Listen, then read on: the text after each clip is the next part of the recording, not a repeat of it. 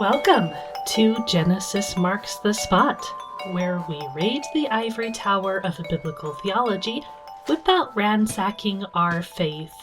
My name is Carrie Griffel, and today I'm going to give you a brief overview of the Book of Enoch, and I'm going to do a read-through of the Book of the Watchers, which is the first part of 1st Enoch. Now, I know that a lot of my listeners are already really familiar with the Book of Enoch. You may have already read it before, you may have read it many times, but I know that a lot of my listeners are either just vaguely familiar with the Book of Enoch, or have kind of a spattering of knowledge about it, and many of you haven't read it, and I've read other ancient material, so I figure I might as well read the Book of Enoch as well. Particularly the Book of the Watchers, because that has a lot to do with what I have been talking about lately, and with what I want to be talking about here in the near future. It's going to give content to help understand the flood narrative, at least according to some people, at some period of time. And I really do think this material informs the New Testament authors. But at the same time, the book of 1st Enoch, if you just pick it up and you read it, first of all, it's a bit confusing and it's just really overwhelming. Also, if you're not aware of all of the manuscript traditions and the historical chronology of its writing and all of these other things, you're really going to not quite understand what it is and how we got it. So today we're going to be touching on quite a few basics about the book before we read it. And in future episodes, we can do some more comparisons. We can talk about the Book of Enoch through time and things like that. And I think it's really important to talk about this as well, because if you just pick up the Book of Enoch and read it and think that this was the way it has existed at all times, you're going to be mistaken about what it is. Because it was not just written in one form in the way that we have it written today. There are different segments, different books, we might say, within the book of 1st Enoch itself. That's going to play into what I'm going to talk about with canonicity and all of that kind of thing as well. The earliest copy that we have that is complete of the book that we call 1st Enoch is in the Ethiopic language. And as I said, there's distinct books within it, and these books are not ordered in the way that they were chronologically written. But before I talk about that, I want to disambiguate between 1st Enoch, 2nd Enoch, and 3rd Enoch. These are completely different books. What we call the book of 1st Enoch is a series of apocalyptic visions. It is about the character of Enoch from Genesis, and he has these visions and these experiences. And 1st Enoch was chronologically written earlier. 2nd Enoch is also known as Slavonic Enoch, or the Book of the Secrets of Enoch. This is also an apocalyptic text, and it contains rewritten sections of Genesis 5. It kind of expands this section of the Old Testament. It was definitely written later. 3rd Enoch is also known as the Sefer Hekalot, or the Book of Palaces. Again, it's an apocalyptic text, and it is supposedly the first-person account of Rabbi Ishmael as he ascends through 6 palaces of heaven, and he encounters an angelic figure, and this figure describes himself as previously being named Enoch. Okay, so they get a little bit crazier as time goes on. There are also some other related books that people are going to talk about in the Enochic tradition. There is a longer version of the astronomical book which is inside of 1st Enoch. There's a copy of this in the Dead Sea Scrolls. Then there is the Book of Giants, which is related to the Book of Enoch and the stories there. And as I've talked about before, we have the Book of Jubilees. It's grouped in this Enochic tradition because it has similar themes to 1st Enoch. Okay, so within the book of 1st Enoch, in the order that we have it today, we have the Book of the Watchers, which is chapters 1 through 36. It is one of the earlier parts of the Book of Enoch. It might not be the earliest part. Then we have the similitudes, or the parables of Enoch. This is chapters 37 to 71. This was written later, and it has a lot of messianic themes to it. And so there's a lot of people who say that it was written after Christ, but it's a little bit fuzzy. We don't have any of the parables of Enoch in the Dead Sea Scrolls, for one thing. But that doesn't mean it was written by Christians necessarily. That is going to be a topic for another episode because it deserves its own treatment. The third book within 1st Enoch is called the Astronomical Book. This is chapters 72 to 82. The Astronomical Book has a longer version in the Dead Sea Scrolls, and it might be the earliest part of 1st Enoch that was written. The fourth part of 1st Enoch is called the Book of Dreams. This is chapters 83 through 90. Then the last part is the Epistle of Enoch, chapters 91 through 108. And within the Epistle of Enoch, we have the Apocalypse of Weeks, which is 93, 1 through 10, and 91, 11 through 17. And the last two chapters, 106 to 108, is kind of an epilogue.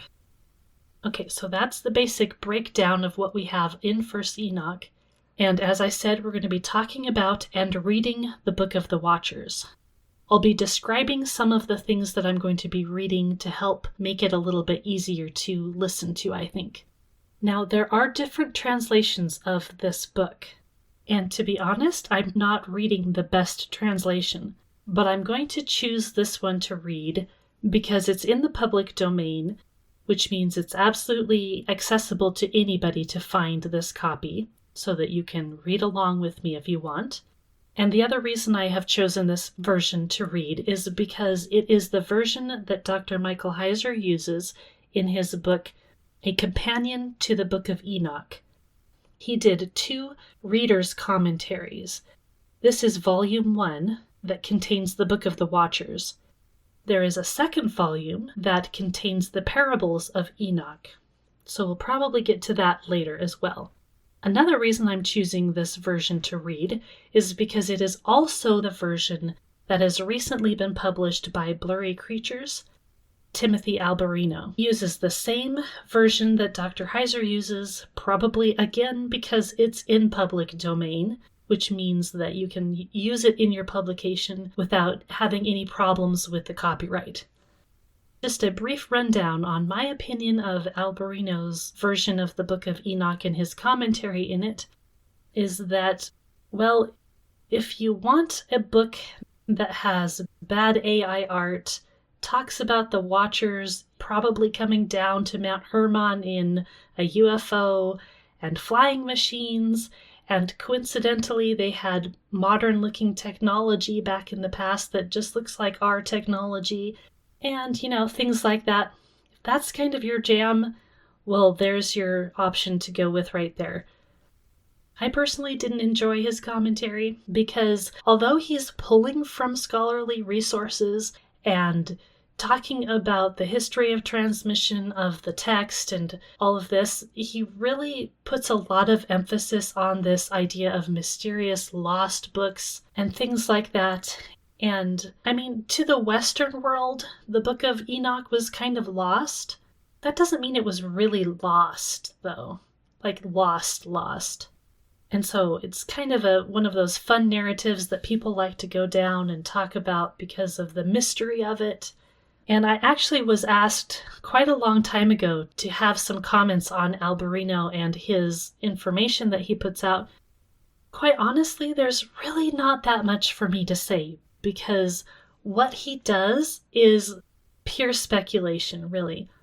He takes the scholarly material and then he looks at it from a very modern lens. Very modern, where we're talking about, like I said, UFOs and hybrids and DNA and all of these other things. And I just don't think there's really that much there for me to even speak about because it's just speculation. And to me, that's not interesting. To me, if you're going to go and speculate about things from a modern perspective, well, you're not really doing biblical studies. Probably nothing that you're saying is really the reality behind any of it, because you're just steeped in your own mindset and your own kind of thinking, which we all are, and that's just kind of the name of the game to some degree. But in that kind of light, you're just going full tilt into modern thought and thinking, aha, we can figure this out ourselves, and obviously it's all aliens and demons and hybrids, and they're all one and the same. I just don't understand that, because it doesn't leave any nuance for thought of the ancient world and putting our minds into the ancient mind. I mean, I think there's something to be said that we tend to kind of see the past as being super primitive and all of this stuff. Like, I don't want to go that direction either. But coincidentally, they have machines that look just like ours, and the UFOs of the day look just like ours, and I just don't buy that kind of stuff. And I'm not a fan of bad AI art, so that's just where my opinion lands on that. I didn't really find it very valuable for information's sake, and I would highly recommend Dr. Heiser's Reader's Commentary, because he goes into enough information that the Book of Enoch becomes really readable, but he doesn't overwhelm you with too much information. And he certainly doesn't go down speculative paths. So even though there are more modern translations of the Book of Enoch, I am going to go ahead and read this version from R.H. Charles. This was published in 1917. I want to say a few more things about the different books within the Book of First Enoch, just so that you can have a good overview of what it's like. As I said, chapters 1 through 36 is the Book of the Watchers, and this is the story about the fallen angels, and there's a whole lot of eschatological imagery, things like that. And since I'm going to be reading about that, I'll kind of skip that here in the overview. Chapters 37 to 71 is the Parables of Enoch, and the reason it's placed here is because it kind of overlaps with the Book of the Watchers. It talks a great bit about the Son of Man in conjunction with the final judgment. So because Son of Man is such a messianic title, or we see that as a messianic title as Christ followers, then there's going to be a lot of content in this book that has to do with the Christian tradition. Again, the third book is chapters 72 to 82, and this is Astronomical Enoch, otherwise known as the Book of the Luminaries or the Book of the Heavenly Luminaries. But that shouldn't be confused with the Words of the Luminaries that comes from the Dead Sea Scrolls, and I actually did an episode about that before. The Astronomical Enoch is not that book. Okay, it's a different book, but it talks about the sun and the moon and the stars and the solar calendar, and it talks about how the cosmos is going to get all discombobulated. And here we have Enoch warning Methuselah about the existence of sinners who are going to miscalculate days and intervals of time. So this book is very important to the community who preserved the Dead Sea Scrolls. They were very, very interested in calendars and aligning the earthly calendar with the heavenly calendar. So chapters 83 through 90 is called the Dream Visions, or the Book of Dreams, or the Animal Apocalypse. This is where we have Enoch, who is talking about dreams he's had before he got married. In a vision, he sees the flood that destroyed the world. And he also tells about the history of the world from Adam to the final judgment, and he does this by way of allegory, where animal imagery represents humans. It's really kind of interesting. Here we have sheep who are representing Israelites. We have beasts and birds of prey who represent Israel's oppressors.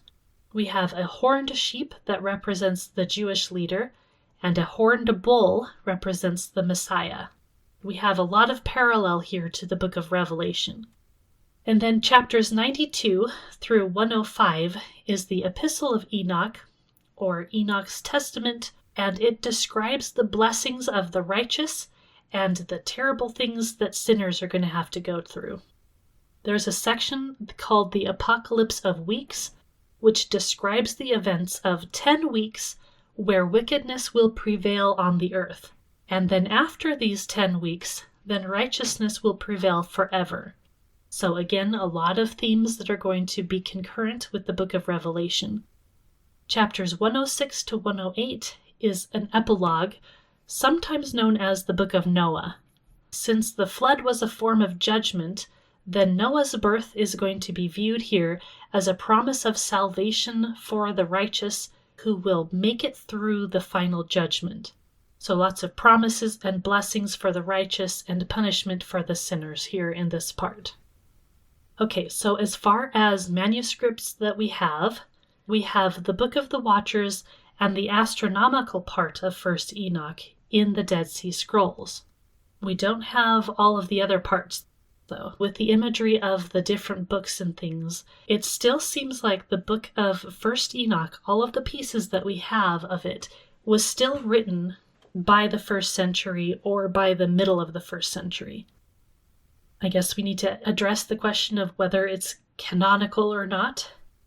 It is only canonical within the Ethiopian Orthodox Church, and even there, it seems to have a bit of a fuzzy kind of placement in their canon.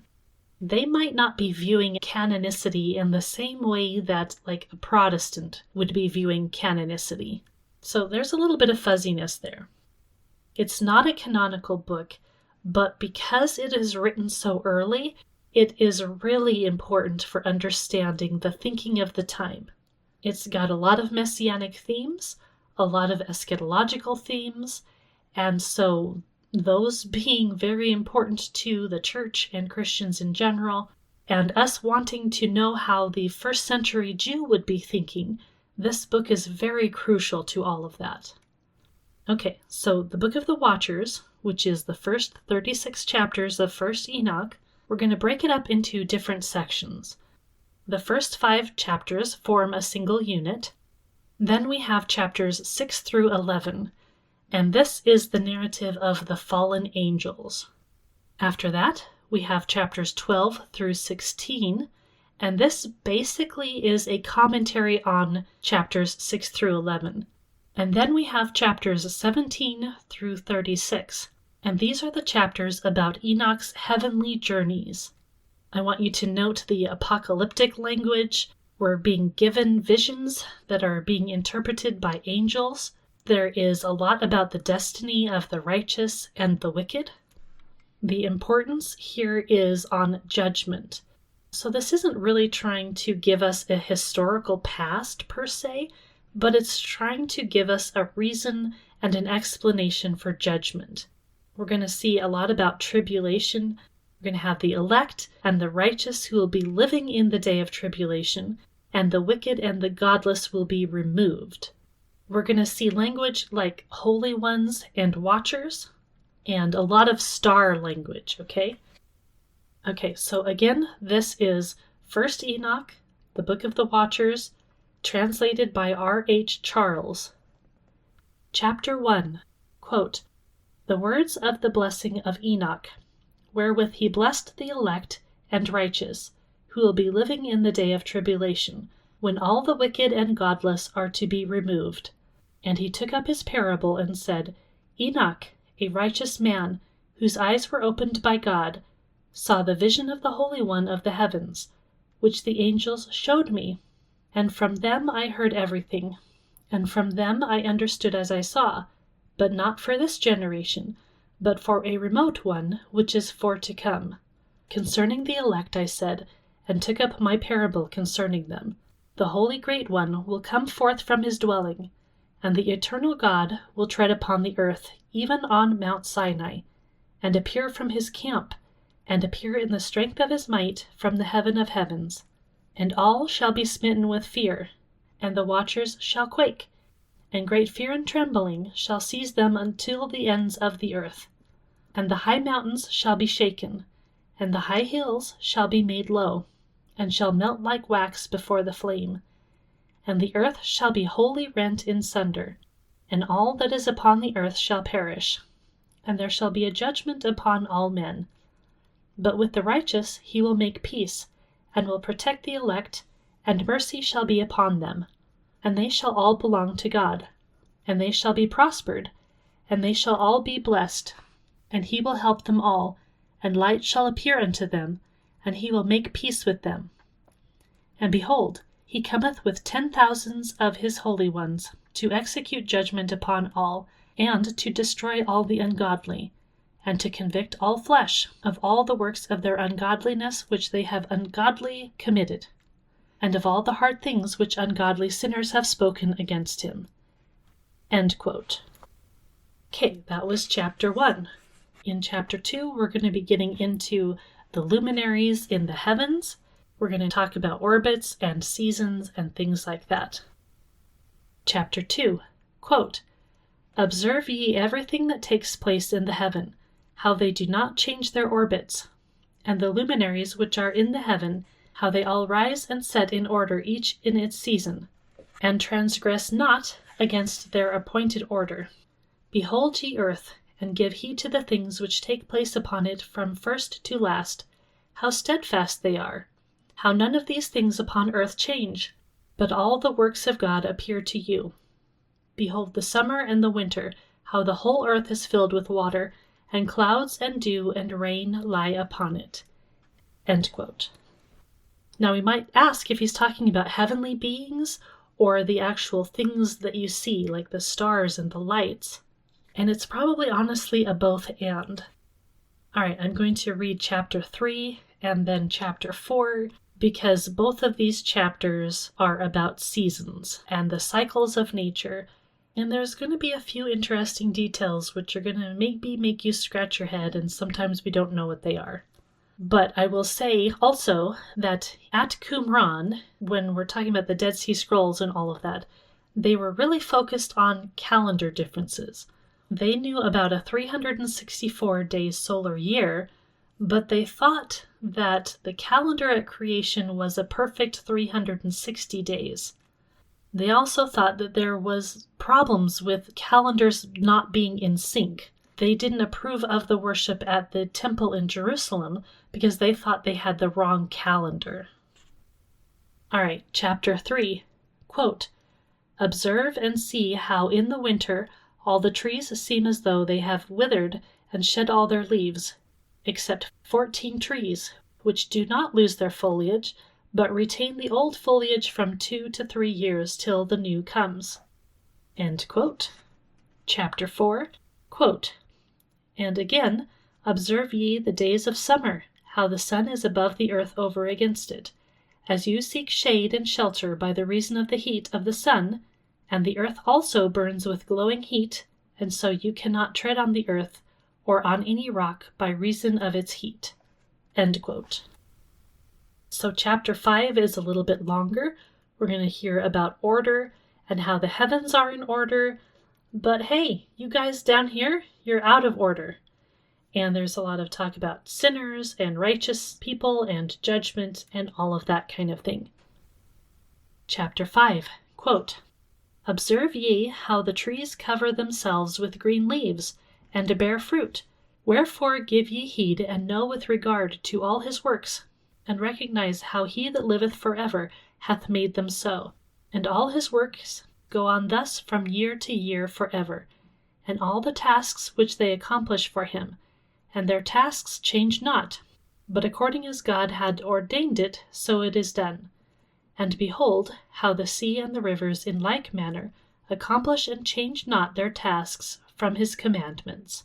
But ye have not been steadfast, nor done the commandments of the Lord, but ye have turned away and spoken proud and hard words with your impure mouths against his greatness.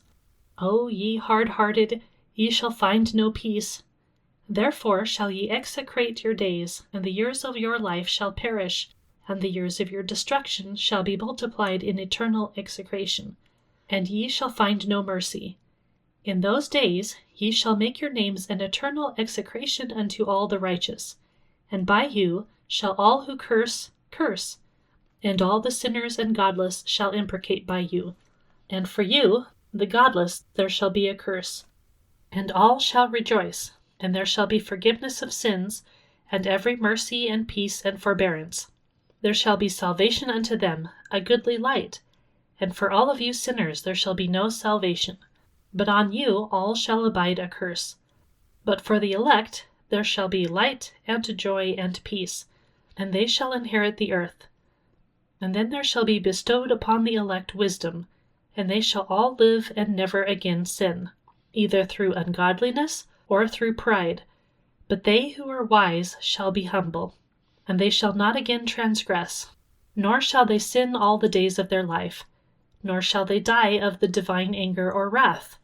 But they shall complete the number of the days of their life, and their lives shall be increased in peace, and the years of their joy shall be multiplied in eternal gladness and peace, all the days of their life. End quote. Okay, so that is the end of the first 5 chapters of the book of Enoch.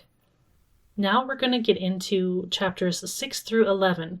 This is where we have the rebellion of the Watchers, we have the explanation for human depravity, and we might ask, like we did in last week's episode, if the original Genesis 6 account actually had these ideas embedded within it, or did the idea of what we have in 1st Enoch kind of philosophically originate later? And this is why I think the Mesopotamian Apkallu stories are going to be very instrumental, because they're very similar to what we have in 1st Enoch. And we might ask why the author of Genesis 6 didn't put all of this in, and maybe it's because he didn't want to focus on that. I don't know.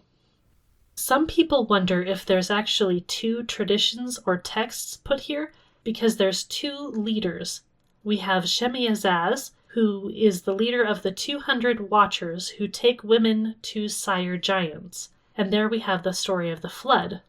But we also have Azael, and this storyline begins in chapter 8 with the instruction motif, where they're teaching tools of war and metalworking and jewelry and cosmetics and astrology. But I think the idea that it's 2 traditions really doesn't hold a whole lot of water, just because there's 2 things going on here. Now, we're going to note the chronology of the actual narrative here. It just jumps into the story of the Watchers without first talking about Enoch being taken up into heaven. We'll get that later. Chapter 6 is going to be very much like Genesis 6, and we're going to have the pact because the leader's worried that the other ones aren't going to go along with him and actually do it. It mentions the days of Jared, it mentions Mount Hermon, and gives the names of the leaders, and I probably will skip all of that because I'm just going to butcher them anyway. But note that angels are called children of the heaven. There is the motif of lust, and we have to wonder if it's a coincidence or not that the name Jared has the same consonants as the verb to descend in Hebrew. And so some people will actually say, hey, it must be written in Hebrew because of this connection, because the Aramaic term for descend is different. But just like Hebrew borrowed Aramaic words, there's nothing to say that people who were speaking Aramaic couldn't borrow Hebrew words for wordplay. Also a note that Jubilees has this same chronology. All right, so let's read the Book of the Watchers, chapter 6. Quote, "And it came to pass, when the children of men had multiplied, that in those days were born unto them beautiful and comely daughters. And the angels, the children of the heaven, saw and lusted after them, and said to one another, Come, let us choose us wives from among the children of men, and beget us children. And Semjazah, who is their leader, said unto them, I fear ye will not indeed agree to do this deed, and I alone shall have to pay the penalty of a great sin. And they all answered him and said, Let us all swear an oath, and all bind ourselves by mutual imprecations not to abandon this plan, but to do this thing. Then sware they all together, and bound themselves by mutual imprecations upon it. And they were in all 200, who descended in the days of Jared on the summit of Mount Hermon, and they called it Mount Hermon, because they had sworn and bound themselves by mutual imprecations upon it." End quote. All right, then it does read the names and the leaders, but like I said, I'm just going to butcher their names anyway, so I'm just going to skip that. And chapter 7 is where we get the wives. We get the idea of them defiling themselves, which they're defiled for a couple of reasons. They're defiled just in relation to the fact that they were spiritual, and their actions are going to make them impure. But also there's the idea of unnatural mixture, right? Spirit creatures and human creatures being mixed together, who are going to form unclean spirits, otherwise known as demons. Now, there's mention of teaching. We have the idea of charms, enchantments, cutting of roots, plants. So the ideas are still here.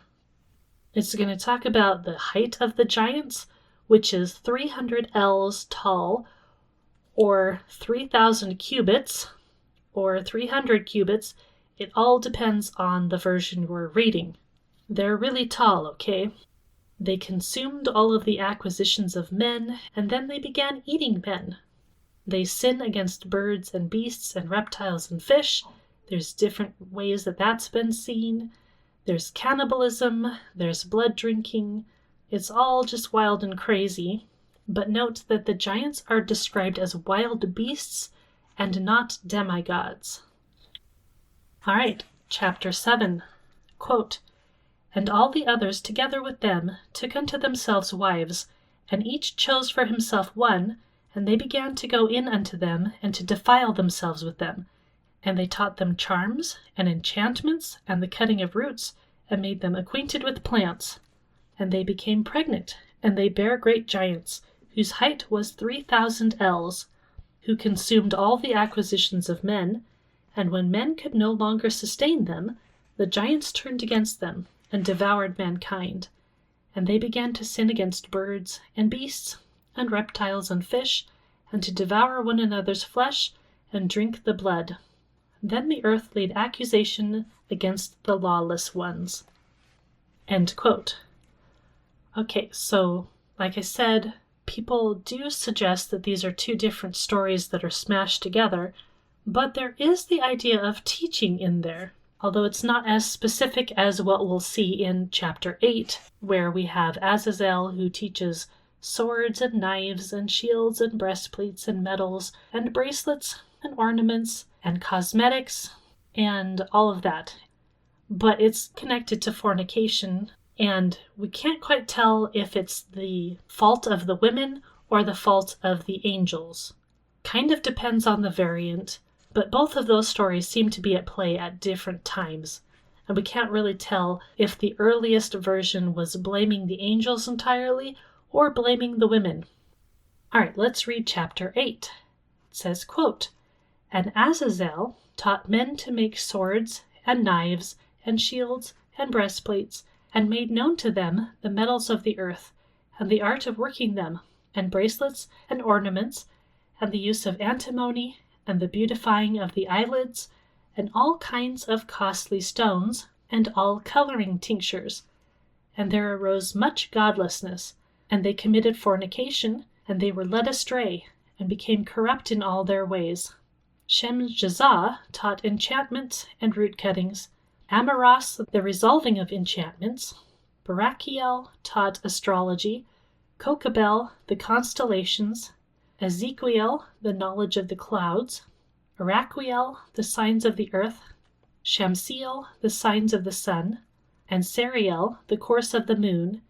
And as men perished, they cried, and their cry went up to heaven." End quote. All right, in chapter 9, we're going to get names of some good guys. And there's a little bit of difference and change up here. At first, there seem to be only 4 archangels, and later there's 7 archangels. And so it kind of goes back and forth depending on what section you're reading here. Now, men are crying here, and they're asking angels to bring their case before the Most High. But it's the people who have died who are crying. So they're crying from the grave, from Sheol. Chapter 9, quote, "And then Michael, Uriel, Raphael, and Gabriel looked down from heaven, and saw much blood being shed upon the earth, and all lawlessness being wrought upon the earth. And they said to one another, The earth made without inhabitants cries the voice of their cryings up to the gates of heaven. And now to you, the holy ones of heaven, the souls of men make their suit, saying, Bring our cause before the Most High. And they said to the Lord of the ages, Lord of lords, God of gods, King of kings, and God of the ages, the throne of thy glory standeth unto all the generations of the ages, and thy name holy and righteous and blessed unto all the ages. Thou hast made all things, and power over all things hast thou, and all things are naked and open in thy sight. And thou seest all things, and nothing can hide itself from thee. Thou seest what Azazel hath done, and who hath taught all unrighteousness on earth, and revealed the eternal secrets which were preserved in heaven, which men were striving to learn, and Shemjazah, to whom thou hast given authority to bear rule over his associates. And they have gone to the daughters of men upon the earth, and they have slept with the women, and have defiled themselves, and revealed to them all kinds of sins. And the women have borne giants, and the whole earth has thereby been filled with blood and unrighteousness.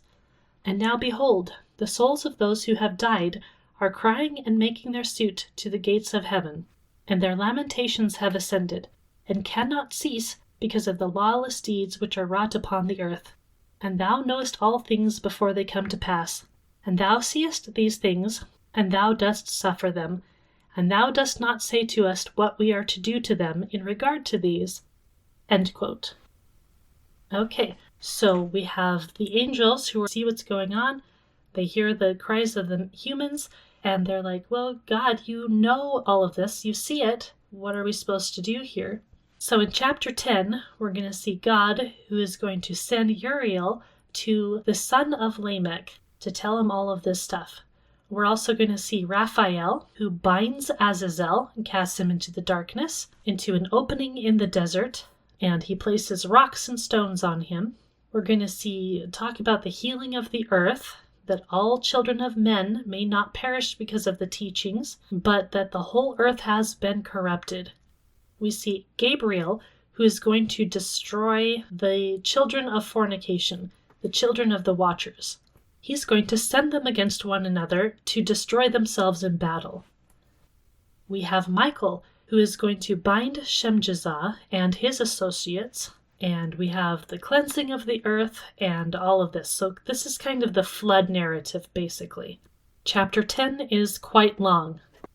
Chapter 10 says, quote, Then said the Most High, the Holy and Great One spake, and sent Uriel to the son of Lamech, and said to him, Go to Noah, and tell him in my name, Hide thyself, and reveal to him the end that is approaching, that the whole earth will be destroyed, and a deluge is about to come upon the whole earth, and will destroy all that is on it.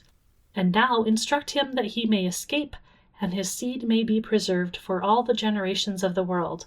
And again the Lord said to Raphael, Bind Azazel hand and foot, and cast him into the darkness, and make an opening in the desert, which is in Dudael, and cast him therein, and place upon him rough and jagged rocks, and cover him with darkness, and let him abide there forever, and cover his face that he may not see light.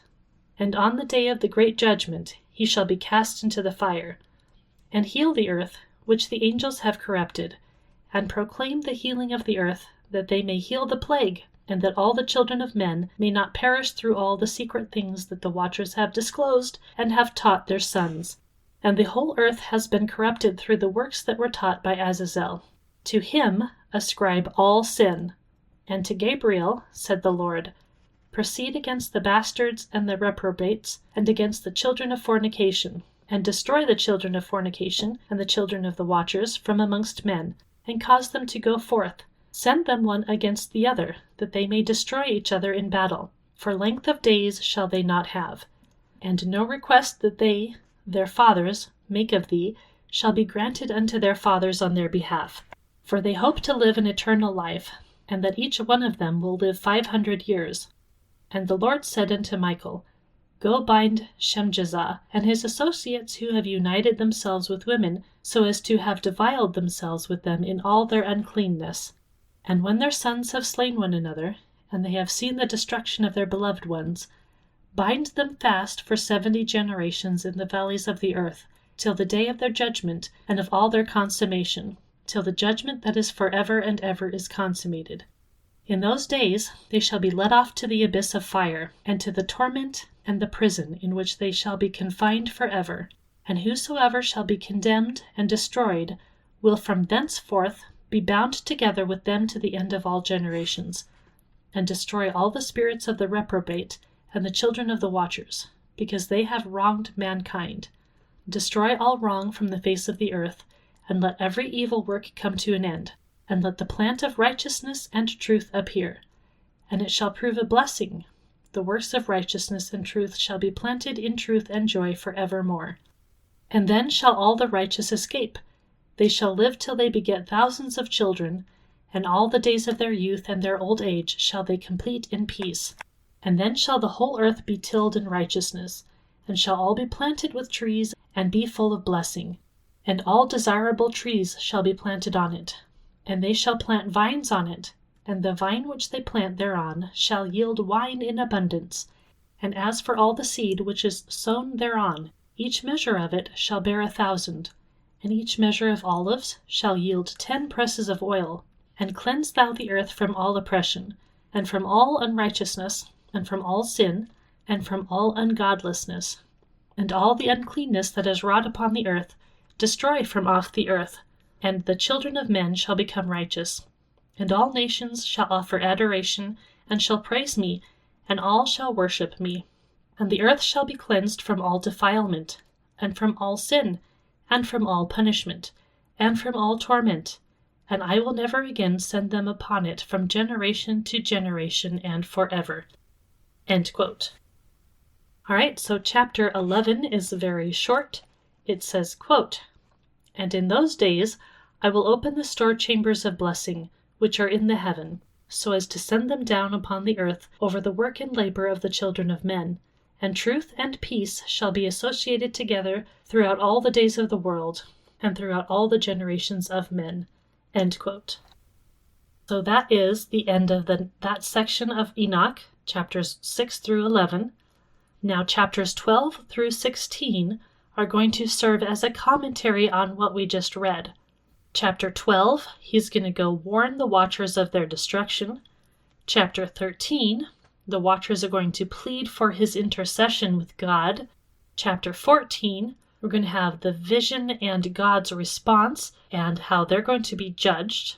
And then chapters 15 and 16 is going to kind of wrap up this section. So here's an interesting thing.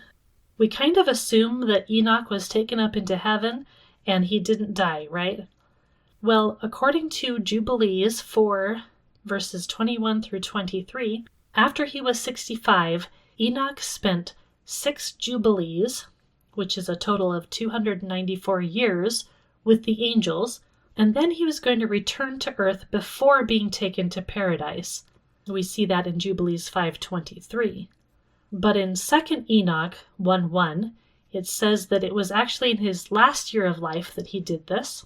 But when we see that idea of Enoch walking with God in Genesis 5:24, well, the translation could be that Enoch walked with the gods. So he was walking with the watchers. Enoch is described as a scribe, kind of like a celestial scribe with the heavenly books kind of idea is what we should have in our heads here. And that's kind of important to what we're thinking about as well in a lot of this stuff. But let's go ahead and read chapter 12. It says, quote, "Before these things Enoch was hidden, and no one of the children of men knew where he was hidden, and where he abode, and what had become of him. And his activities had to do with the watchers, and his days were with the holy ones. And I, Enoch, was blessing the Lord of majesty and the King of ages. And lo, the watchers called me, Enoch the scribe, and said to me, Enoch, thou scribe of righteousness, go declare to the watchers of the heaven, who have left the high heaven, the holy eternal place, and have defiled themselves with women, and have done as the children of earth do, and have taken unto themselves wives. Ye have wrought great destruction on the earth, and ye shall have no peace, nor forgiveness of sin. And inasmuch as they delight themselves in their children, the murder of their beloved ones shall they see, and over the destruction of their children shall they lament, and shall make supplication into eternity, but mercy and peace shall ye not attain." End quote. Okay, so Enoch's up there in heaven hanging out with the good angels, and he's told as the scribe to go declare to the watchers what their fate is. So in chapter 13, he's going to go do that, and they're going to be like, "What the heck? Can you go ask God if he can forgive us, please?" Chapter 13 says, quote, "And Enoch went and said, Azazel, thou shalt have no peace. A severe sentence has gone forth against thee, to put thee in bonds. And thou shalt not have toleration, nor request granted to thee, because of the unrighteousness which thou hast taught, and because of all the works of godlessness, and unrighteousness, and sin, which thou hast shown to men. Then I went and spoke to them all together, and they were all afraid, and fear and trembling seized them. And they besought me to draw up a petition for them, that they might find forgiveness, and to read their petition in the presence of the Lord of heaven. For from thenceforward they could not speak with him, nor lift up their eyes to heaven, for shame of their sins for which they had been condemned.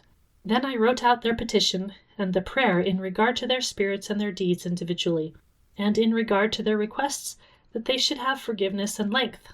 And I went off and sat down at the waters of Dan, in the land of Dan, to the south of the west of Hermon. I read their petition till I fell asleep. And behold, a dream came to me, and visions fell down upon me. And I saw visions of chastisement, and a voice came bidding me to tell it to the sons of heaven, and reprimand them. And when I awaked, I came unto them, and they were still gathered together, weeping in Abel-Jezreel, which is between Lebanon and Senazir, with their faces covered. And I recounted before them all the visions which I had seen in sleep, and I began to speak the words of righteousness, and to reprimand the heavenly watchers." End quote. Okay, so chapter 14 is going to be a bit long as well. This is the book of the words of righteousness. We're going to have some weird vision imagery, God on a throne, and clouds and mist, and it's going to seem a lot like Ezekiel 1, I think. There's probably a lot of imagery we could be talking about here, but I'm just going to read it and let you think about it for a bit. Chapter 14 says, quote, "The book of the words of righteousness, and of the reprimand of the eternal watchers, in accordance with the command of the Holy Great One in that vision.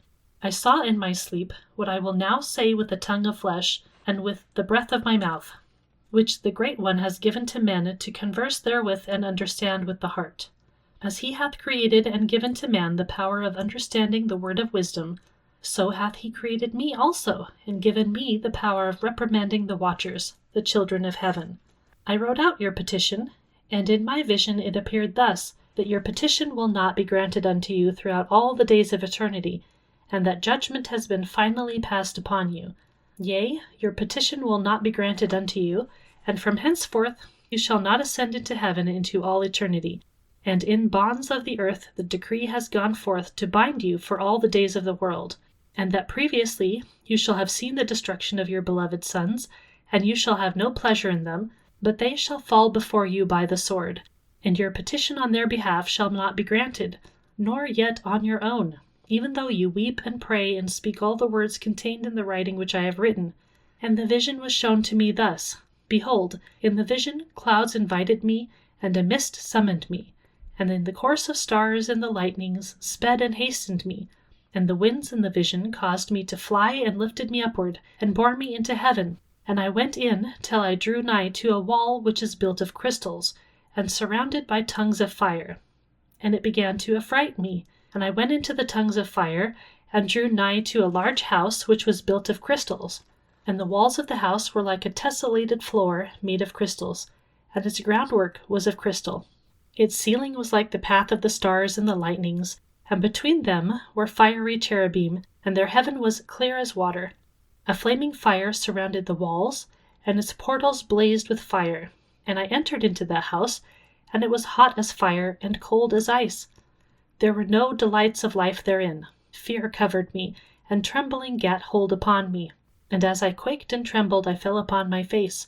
And I beheld a vision. And lo, there was a second house, greater than the former, and the entire portal stood open before me, and it was built of flames of fire. And in every respect it so excelled in splendor and magnificence and extent that I cannot describe to you its splendor and its extent. And its floor was of fire, and above it were lightnings in the path of the stars, and its ceiling also was flaming fire. And I looked and saw therein a lofty throne. Its appearance was as crystal, and the wheels thereof as the shining sun. And there was the vision of cherubim. And from underneath the throne came streams of flaming fire, so that I could not look thereon. And the great glory sat thereon, and his raiment shone more brightly than the sun, and was whiter than any snow. None of the angels could enter, and could behold his face by reason of the magnificence and glory, and no flesh could behold him. The flaming fire was round about him, and a great fire stood before him, and none around draw nigh him. 10,000 times 10,000 stood before him, yet he needed no counselor. And the most holy ones who were nigh to him did not leave by night, nor depart from him. And until then I had been prostrate on my face trembling. And the Lord called me with his own mouth, and said to me, Come hither, Enoch, and hear my word. And one of the holy ones came to me, and waked me, and he made me rise up and approach the door. And I bowed my face downwards. End quote. All right, lots of interesting vision stuff there, right? In chapter 15, we're going to have God speaking. He's going to tell Enoch to go to the watchers of heaven and say that you should intercede for men, not men for you. So this is an interesting idea of the intercession by heavenly advocates. We see it in ancient Near Eastern literature. We see it in Second Temple Judaism. We're going to have the talk of defilement again, and the idea outright that the reason men have wives is so they can have kids. But watchers don't need kids because they're eternal. But I guess not anymore, right? Actually, having kids made them have judgment against them, so they were no longer going to be eternal. Now the giants are going to be called evil spirits, and on the earth will be their dwelling. So it's kind of a punishment that they're going to end up on the earth all the time. The term evil spirits is really powerful spirits here. But of course, they're going to be evil. They're going to be doing evil amongst men. The idea here is that the spirits in heaven are going to dwell in heaven. The spirits who are born on earth are going to dwell on earth. And the giants are super wicked. Okay, so chapter 15 says, quote, And he answered and said to me, and I heard his voice, Fear not, Enoch, thou righteous man and scribe of righteousness. Approach hither and hear my voice.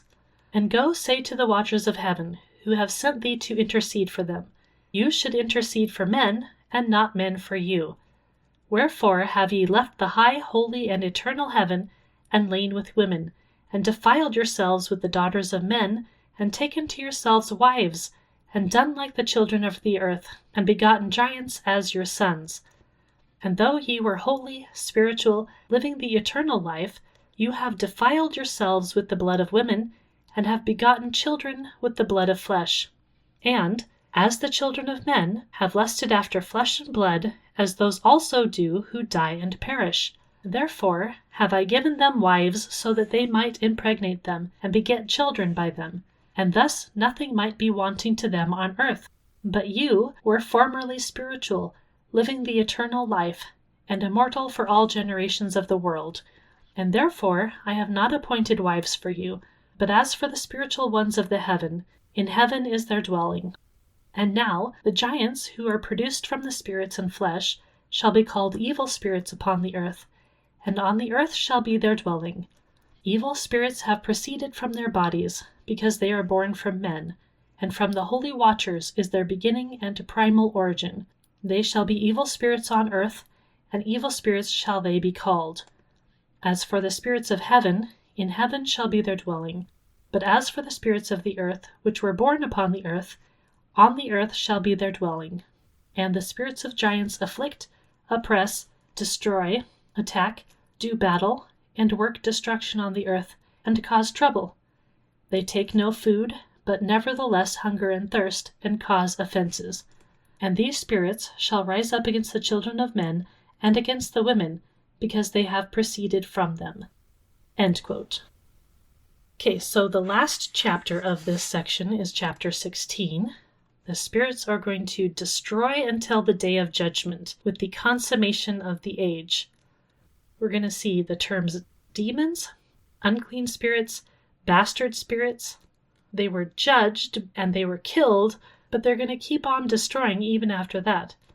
Now, we need to note a distinction between how the Watchers were previously judged, and these aren't going to be judged until the end. All right, chapter 16 says, quote, "From the days of the slaughter and destruction and death of the giants, from the souls of whose flesh the spirits, having gone forth, shall destroy without incurring judgment. Thus shall they destroy until the day of their consummation, the great judgment in which the age shall be consummated over the watchers and the godless, yea, shall be wholly consummated. And now, as to the watchers who have sent thee to intercede for them, who have been aforetime in heaven, say to them, You have been in heaven, but all the mysteries had not yet been revealed to you, and you knew worthless ones. And these in the hardness of your hearts you have made known to the women, and through these mysteries women and men work much evil on earth. Say to them, therefore, You shall have no peace." End quote. So that is the end of that section. Then coming up, we have chapters 17 through 36, and these chapters focus on the heavenly journeys of Enoch. He's going to go to Sheol, to the ends of the earth, to places of judgment, to paradise, to God's throne, to the tree of life, to Jerusalem. He really gets a view of basically everything here. And I would love to kind of break this down and talk really in depth here, but I think that I'm really just going to read through this whole section, because we're not going to be able to really give it much detail anyway. But I will make sure to note when I start and end a chapter. All right, chapter 17. Quote, "And they took and brought me to a place in which those who were there were like flaming fire, and when they wished, they appeared as men. And they brought me to the place of darkness, and to a mountain, the point of whose summit reached to heaven. And I saw the places of the luminaries, and the treasuries of the stars, and of the thunder, and in the uttermost depths, where were a fiery bow and arrows, and their quiver, and a fiery sword, and all the lightnings. And they took me to the living waters, and to the fire of the west, which receives every setting of the sun. And I came to a river of fire, in which the fire flows like water, and discharges itself into the great sea towards the west. I saw the great rivers, and came to the great river, and to the great darkness, and went to the place where no flesh walks. I saw the mountains of the darkness of winter, and the place whence all the waters of the deep flow. I saw the mouths of all the rivers of the earth, and the mouth of the deep." Chapter 18. "I saw the treasuries of all the winds. I saw how he had furnished with them the whole creation, and the firm foundations of the earth. And I saw the cornerstone of the earth. I saw the four winds which I bear, the earth and the firmament of the heaven. And I saw how the winds stretch out the vaults of heaven, and have their station between heaven and earth. These are the pillars of the heaven. I saw the winds of heaven which turn and bring the circumference of the sun and all the stars to their setting. I saw the winds on the earth carrying the clouds. I saw the paths of the angels. I saw at the end of the earth the firmament of the heaven above. And I proceeded and saw a place which burns day and night, where there are 7 mountains of magnificent stones, 3 towards the east and 3 towards the south. And as for those towards the east, one was of colored stone, and one of pearl, and one of jacinth, and those towards the south of red stone. But the middle one reached to heaven like the throne of God, of alabaster, and the summit of the throne was of sapphire. And I saw a flaming fire, and beyond these mountains is a region the end of the great earth. There the heavens were completed. And I saw a deep abyss, with columns of heavenly fire, and among them I saw columns of fire fall, which were beyond measure alike toward the height and towards the depth. And beyond that abyss I saw a place which had no firmament of the heaven above, and no firmly founded earth beneath it. There was no water upon it, and no birds, but it was a waste and horrible place. I saw there 7 stars like great burning mountains, and to me, when I inquired regarding them, the angel said, "This place is the end of heaven and earth. This has become a prison for the stars and the host of heaven. And the stars which roll over the fire are they which have transgressed the commandment of the Lord in the beginning of their rising, because they did not come forth at their appointed times. And he was wroth with them, and bound them till the time when their guilt should be consummated, even for 10,000 years." Chapter 19. And Uriel said to me, "Here shall stand the angels who have connected themselves with women, and their spirits, assuming many different forms, are defiling mankind, and shall lead them astray into sacrificing to demons as gods. Here they stand, till the day of the great judgment, in which they shall be judged till they are made an end of. And the women also of the angels who went astray shall become sirens. And I, Enoch, alone saw the vision, the ends of all things, and no man shall see as I have seen." Chapter 20.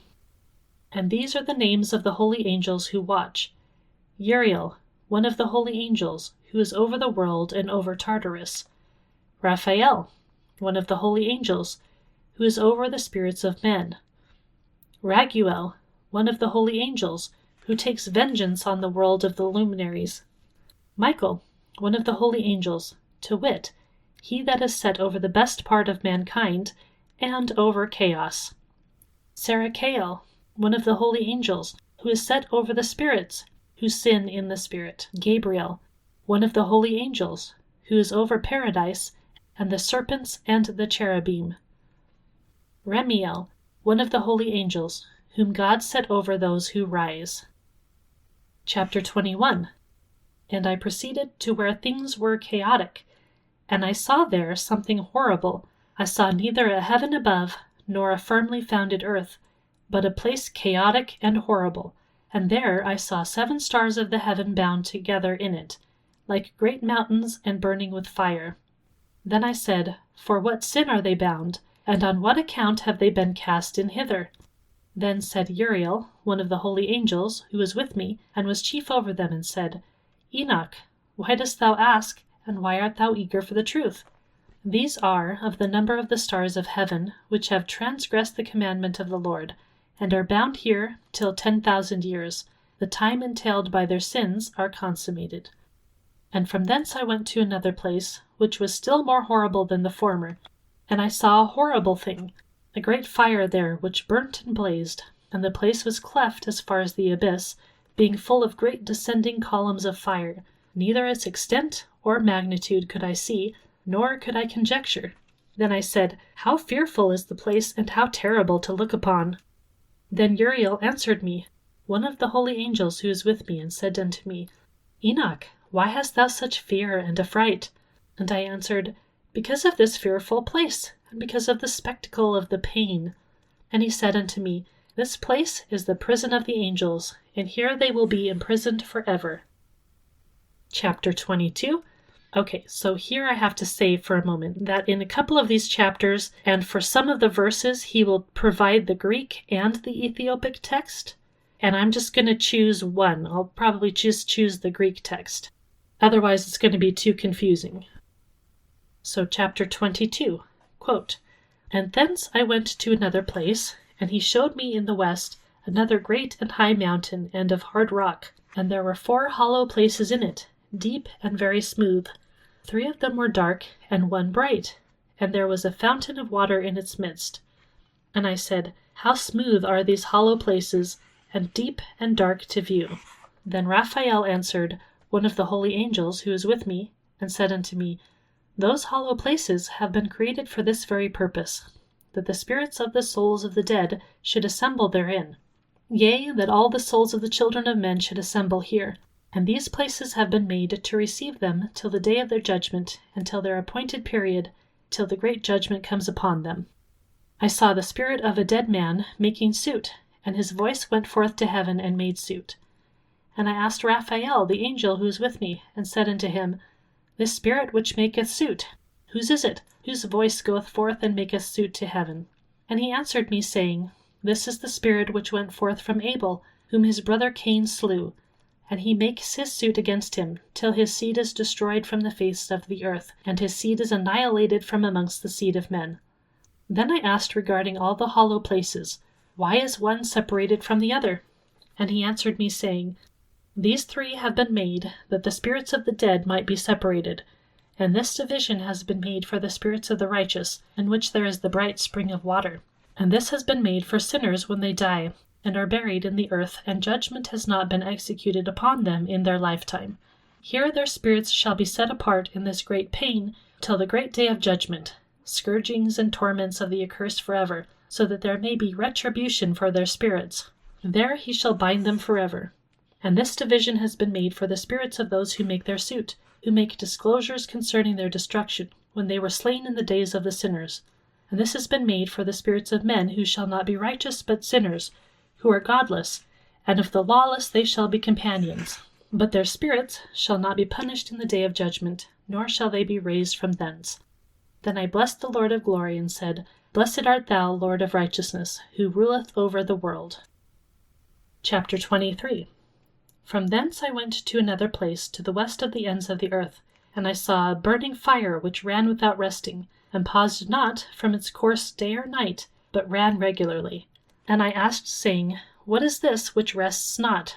Then Raguel, one of the holy angels who is with me, answered me and said unto me, This course of fire, which thou hast seen, is the fire in the west which persecutes all the luminaries of heaven. Chapter 24. And from thence I went to another place of the earth, and he showed me a mountain range of fire which burnt day and night. And I went beyond it, and saw 7 magnificent mountains, all differing each from the other, and the stones thereof were magnificent and beautiful, magnificent as a whole, of glorious appearance and fair exterior, 3 towards the east, 1 founded on the other, and 3 towards the south, 1 upon the other, and deep rough ravines, no one of which joined with any other. And the 7th mountain was in the midst of these, and it excelled them in height, resembling the seat of a throne, and fragrant trees encircled the throne. And amongst them was a tree such as I had never yet smelt, neither was any amongst them, nor were others like it. It had a fragrance beyond all fragrance, and its leaves and blooms and wood wither not forever, and its fruit is beautiful, and its fruit resembles the dates of a palm. Then I said, How beautiful is this tree, and fragrant, and its leaves are fair, and its blooms very delightful in appearance.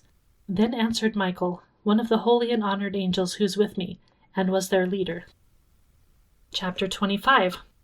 And he said unto me, Enoch, why dost thou ask me regarding the fragrance of the tree? And why dost thou wish to learn the truth? Then I answered him, saying, I wish to know about everything, but especially about this tree. And he answered, saying, This high mountain which thou hast seen, whose summit is like the throne of God, is his throne, where the Holy Great One, the Lord of glory, the eternal King, will sit, when he shall come down to visit the earth with goodness. And as for this fragrant tree, no mortal is permitted to touch it till the great judgment, when he shall take vengeance on all, and bring everything to its consummation forever. It will then be given to the righteous and holy. Its fruit shall be for food to the elect. It shall be transplanted to the holy place, to the temple of the Lord, the eternal King.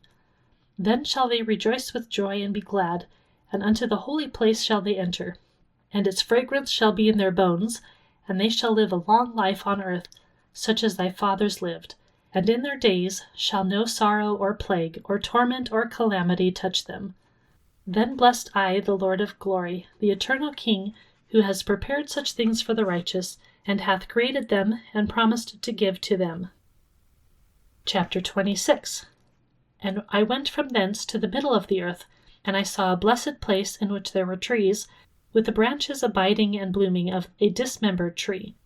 And there I saw a holy mountain, and underneath the mountain to the east there was a stream, and it flowed towards the south. And I saw towards the east another mountain higher than this, and between them a deep and narrow ravine. In it also ran a stream underneath the mountain. And to the west thereof there was another mountain, lower than the former and of small elevation, and a ravine, deep and dry, between them. and another deep and dry ravine was at the extremities of the 3 mountains, and all the ravines were deep and narrow, being formed of hard rock, and trees were not planted upon them. And marveled at the rocks, and I marveled at the ravine, yea, marveled very much. Then said I, For what object is this blessed land, which is entirely filled with trees, and this accursed valley between? Then Uriel, one of the holy angels who was with me, answered and said, This accursed valley is for those who are accursed forever. Here shall all the accursed be gathered together, who utter with their lips against the Lord unseemly words, and of his glory speak hard things. Here shall they be gathered together, and here shall be the place of their habitation. In the last times, in the days of the true judgment in the presence of the righteous forever, here shall the godly bless the Lord of glory, the eternal King. In the days of judgment over the former, they shall bless him for the mercy in accordance with which he has assigned them their lot. Then I blessed the Lord of glory, and set forth his glory, and lauded him gloriously. Chapter 28. And thence I went towards the east, into the midst of the mountain range of the desert, and I saw a wilderness, and it was solitary, full of trees and plants, and water gushed forth from above, rushing like a copious watercourse, which flowed towards the northwest. It caused clouds and dew to ascend on every side. Chapter 29. And thence I went to another place in the desert, and approached to the east of this mountain range. And there I saw aromatic trees, exhaling the fragrance of frankincense and myrrh, and the trees also were similar to the almond tree. Chapter 30. And beyond these I went afar to the east, and I saw another place, a valley full of water, and therein there was a tree, the color of fragrant trees such as the mastic, and on the sides of the valleys I saw fragrant cinnamon, and beyond these I proceeded to the east. Chapter 31. And I saw other mountains, and amongst them were groves of trees, and there flowed forth from them nectar, which is named Sarara and Galbanum. And beyond these mountains I saw another mountain to the east of the ends of the earth, whereon were aloe trees, and all the trees were full of stacks, being like almond trees, and when one burnt it, it smelt sweeter than any fragrant odor. Chapter 32. To the northeast I beheld 7 mountains full of choice nard, and mastic, and cinnamon, and pepper. And thence I went over the summits of all these mountains, far towards the east of the earth, and passed above the Etherian sea, and went far from it, and passed over the angel Zotiel. And I came to the garden of righteousness, and from afar off trees more numerous than these trees, and great, 2 trees there, very great, beautiful and glorious, and magnificent, and the tree of knowledge, whose holy fruit they eat, and know great wisdom.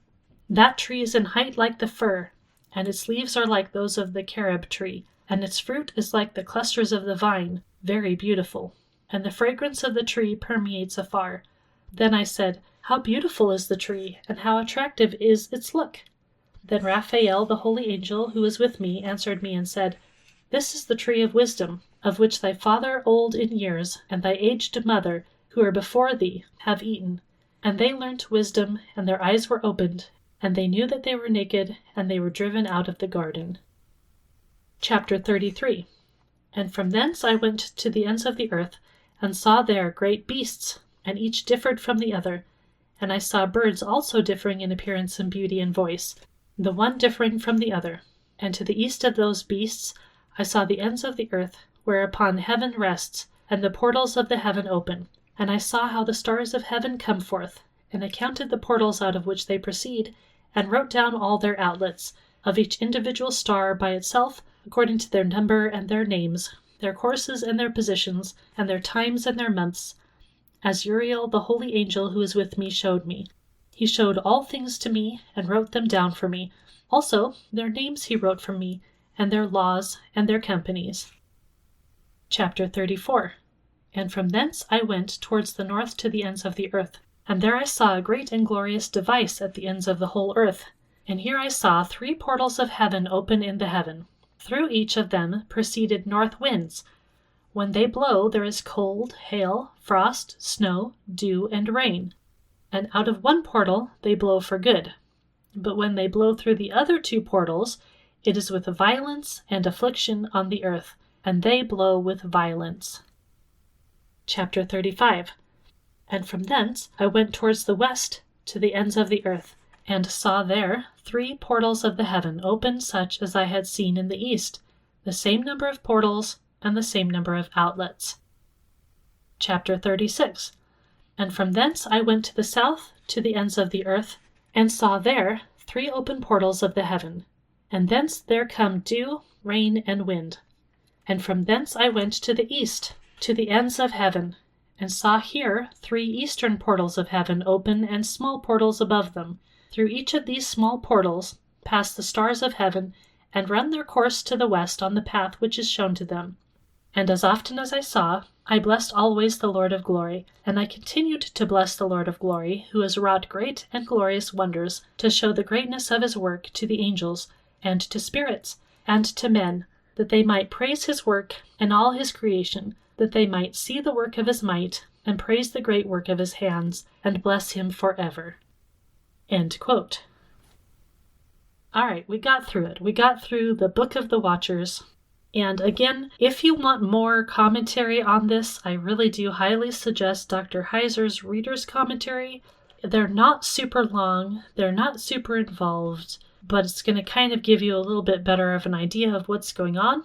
But of course, there's way more that we can talk about here, and I will be bringing up the Book of Enoch as we talk about the flood narrative and other things through history. I'll probably be talking about it kind of as a historical interpretation type of a thing, because it really does highlight what we've been talking about in Genesis 6, and it's going to help kind of give us a grounding of why people in the past used to think the way they did, and how that has changed through time. Which I don't know about you, but I think that's really valuable. But next week, we're going to kind of do a little bit of a detour into a topic that I am super excited about. It's probably going to be one of my favorite episodes ever, so you can look forward to that. And currently, it is still the Christmas season, and I wish you all a blessed time in all of that if you're listening to this at that time. And I realized this week that my podcast is now 2 years old. So, yay! That's amazing that I've been doing it for that long. It doesn't feel like it's been 2 years. I've enjoyed every minute of it. Really appreciate interacting with all of you. And I really want to thank you guys for listening and for supporting the podcast in the different ways that you do, whether you're sharing the episodes with other people or interacting online, giving me ratings and other kinds of feedback and questions. And all of that. I really want to say thank you to all of you, and a really big shout out to those of you who help support me financially. You guys rock, and you guys are very, very helpful to me. And just a mention for my website at genesismarksthespot.com, where you can sign up for my newsletter, and you can access blog posts, search the transcripts, find guest profiles, and all of that good stuff. And my store. Don't forget to go check out my store, where I do have stickers and mugs and artwork